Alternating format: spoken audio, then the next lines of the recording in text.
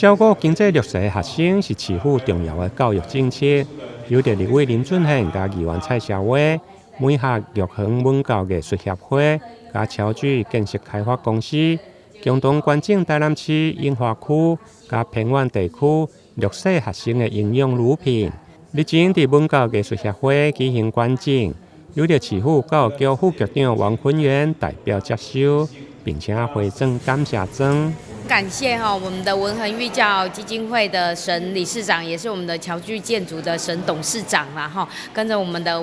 文董一起来做这样的善心发举。那也希望说公私合力啦这样的总共这个行为呢，这个活动呢已经办了第3年度了啦进入第3年度。那我们也帮忙了97间的学校，还有将近600位的学生，就是希望在弱势的小朋友，他们虽然在成长的环境上没有办法自己选择，但是社会的资源、温暖的资源是给予他们的。那也期许说有这样的一个牛奶捐赠，让小朋友在这个均衡饮食跟营养上呢，都可以获得充沛的这个资源。那最后也期许小朋友在未来如果有能力的话，也可以回馈到社会。为伫樱花路尾玉行文教艺术协会执行长文生源，甲着桥水建设开发公司的董事长沈子仁，2位翁仔某白手起家，平常时发挥爱心，关证善款。关证的营养乳品活动对民国111年执行到现在，